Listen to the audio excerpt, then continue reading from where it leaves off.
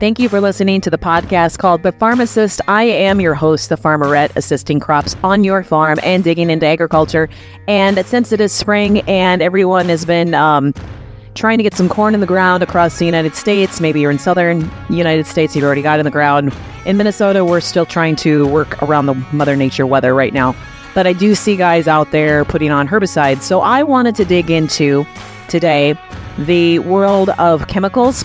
This has been my forte for over 30 years. I'd like to say I started when I was 5, but the math just doesn't add up. However, I've launched a lot of products through my chem career, and I really enjoy just educating growers. And I know everyone doesn't get into scientific names, the mode of actions, and all that jive, but I'm just going to hit on the topics, and I hope you take something away just with my years of experience of working with producers, knowing which herbicides, how they work, and what's important to you. So with that, let's dig into the world of herbicides.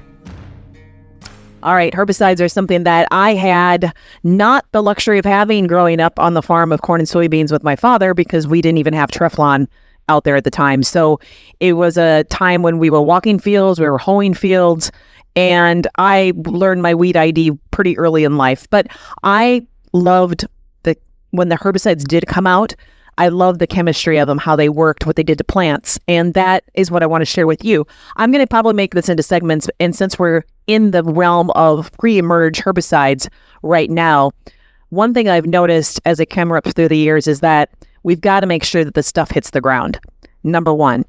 And with pre-emerges, that's very, very important. We cannot be out there on windy days. If we are applying it, make sure you got enough water, make sure you're using the right flood nozzles, and just make sure it hits the ground, because a lot of the times that has something to do with it. Obviously, if you're working it again, you don't want to work it too deep, but overall, make sure it hits the ground. And when I'm talking about modes of actions or site of action, those are actually two different things. And I'm not going to dig into that too much. I just want to give you the overview in 10 minutes. A mode of action, it's the process within the plant that it's inhibited by the herbicide. So another way to think about it is how the herbicide works. For example, amino acid inhibitors are a mode of action that describes the formation of the amino acid. So that's some deep chemistry, and you guys probably don't give a about it. But you're probably more in tune to the site of action, and that describes the physical location within the plant where that herbicide binds. It's thought of where the herbicide works. And a lot of these pre-emerges that we're putting out right now are what I call in this group 15. There's different groups within all these herbicides. And group 15s are classified as long-chain fatty acids. All right, what's that mean to you? So even though you have a group 15, and I'm just going to shoot names out here because I don't think you guys probably know what acetochlor is. That's your Harness, your Surpass. And then they come out with Harness Extra and all. It's just all this is really, guys, this is the way my dad always said it. It's an old girl with a new dress. It's the same chemistries we've had, and there are some new ones out there. But they're chemistries, and they're put together and maybe change formulation, or they are just put together and they got a new name. That's the brunt of it. So that's why we do like to know what an acetochlor is, what metallochlor is, because a lot of these are just repackaged and put a new name on it per se. So that is the long chain fatty acids. What the mode of action of those are, they are seedling and shoot growth. Seedling shoot. So when your seed is emerging, that shoot growth inhibitor. So it's inhibiting the growth of that shoot. That is your long chain fatty acid inhibitor. And that is why I like talking about these group 15s. And I have worked with a lot of them. I worked when we had Dual 2 Magnum, came out with the strictly impregnated SI, and tell you I got a lot of shit for the impregnated portion of that when I was selling Dual SI, strictly impregnated. But anyway, those are chemistries that we've had a long time, and they're in that group 15. They all do work differently. They're different chemistries. And like with the Dual, I always told guys, you are going to need more moisture. You're going to need a 1/2 inch to 1 inch of rainfall to get that chemical activated. And if you look at a different herbicide, and I will just look at Outlook, Outlook is a herbicide that only takes 1/4 inch of rain. It is not the same chemistry. So when you're thinking about, okay, how much rain am I going to get in the forecast? And in spring, we get enough rain to activate most of these. But if you were to use this in a post-application timing, then you want to make sure that you're watching your forecast, you're knowing how much rain you're going to be getting, because all of these chemistries take different amounts of rain. And that's just the nuts and bolts of it. They also break down differently in the sun. So some of them you need to incorporate. Some of them you don't have to incorporate as much. They will not break down in the sun as much. And just to run through all these Group 15 products, I mentioned the duals. You have the Group 15 of Zidua. You guys have heard of that. You've heard of your harness, obviously, your acetochlors, your S-metallochlor, that's a safener in with the dual metallochlor. And then we've got, there's a lot of different brand name acetochlors, Surpass, Top Notch, Warrant is an acetochlor that's encapsulated. So those are really the nuts and bolts of Outlook is another one. Boundary was one.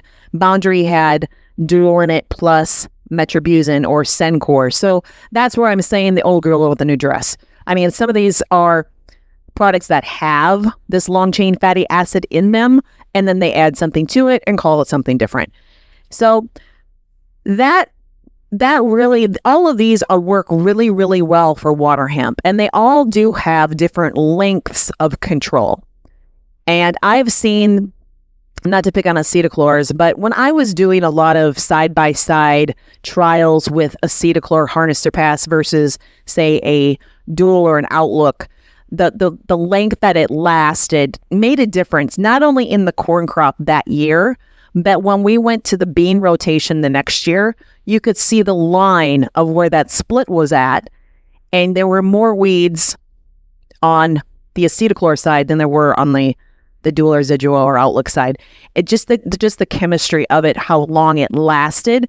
It probably didn't have, it had more longevity, that you didn't get the lamb's quarters, the pigweeds, the grass coming when you maybe did on the other side. So take note of that, because I've seen guys that use certain chemistries and they keep them clean. It makes a big difference on your soybeans. Corn, we can't see it.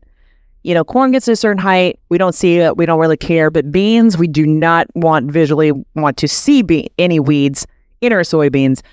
But look at your corn rotation and what you're using. And I know a lot of guys that we even do a one pass, and then you've got a little more gambling involved.